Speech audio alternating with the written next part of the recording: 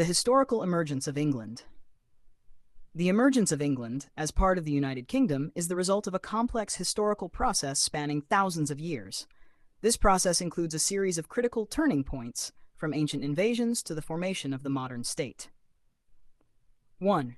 Ancient period and invasions, until the 5th century AD. The earliest known inhabitants of the island of Britain were Celtic tribes.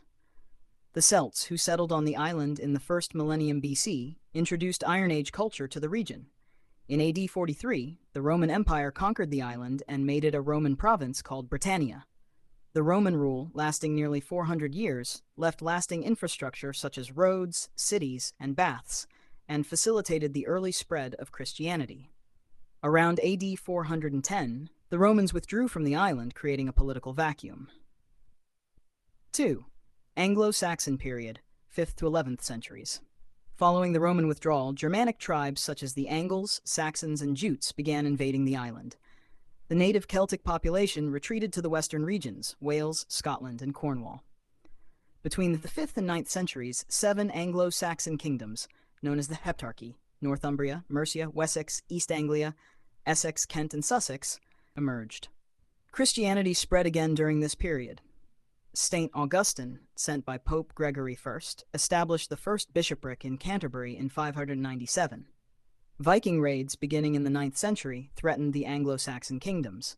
King Alfred the Great of Wessex, 871 to 899, mounted significant resistance against the Vikings and laid the foundations for the idea of a united England.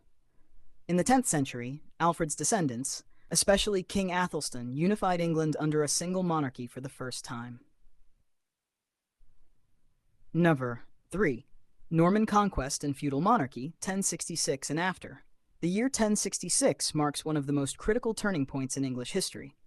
William, Duke of Normandy, William the Conqueror, defeated the last Anglo-Saxon King Harold at the Battle of Hastings and conquered England.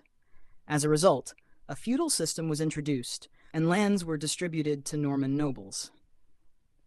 Norman French culture, language, and governance blended with Anglo-Saxon traditions. A strong centralized monarchy and state structure emerged, exemplified by the Domesday Book compiled in 1086. The Middle Ages. The kingdom and institutional development. In 1215, aristocrats rebelled against King John's excessive taxation and arbitrary rule, resulting in the signing of the Magna Carta. This document limited royal authority and laid the foundations of the rule of law. From the 13th century onward, the King's Advisory Council gradually evolved into a bicameral parliament. The House of Lords, nobility and clergy, the House of Commons, knights and borough representatives. This structure became the basis of the modern British parliamentary system. Throughout the Middle Ages, English monarchs brought Wales under full control after the defeat of Llywelyn ap Gruffydd in 1282 and began establishing English dominance in Ireland. 5. Early modern period, toward the United Kingdom. In the 16th century, Henry VIII broke with the Roman Catholic Church and established the Church of England, Anglican Church. The English Reformation drastically reshaped England's religious and political identity. Between 1536 and 1543, the laws in Wales Acts fully incorporated Wales into England. In 1603, James VI of Scotland ascended the English throne as James I, creating a personal union between the two kingdoms.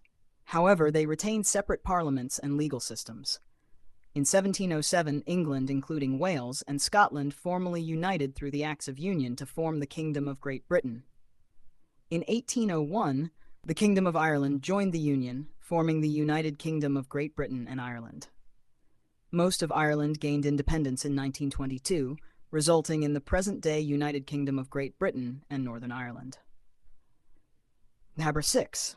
Modern period, the British Empire and the nation-state. In the 18th and 19th centuries, England initiated the Industrial Revolution, becoming the world's first industrialized nation. This transformation enabled the emergence of significant military and political power.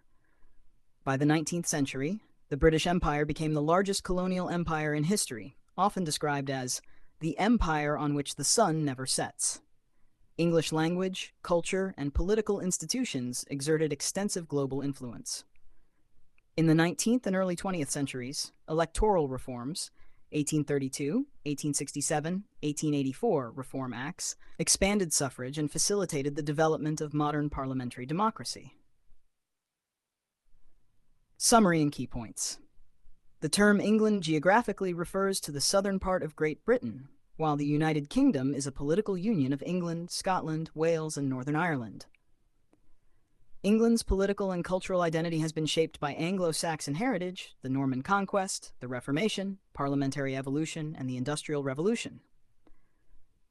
The formation of the United Kingdom was completed through political unions, especially with Scotland. In conclusion, the emergence of England was not the result of a single event, but a long historical journey shaped by invasions, unions, institutional evolution, and socio-economic transformations. These processes laid the foundations of the political, cultural, and social structures of modern England and the United Kingdom.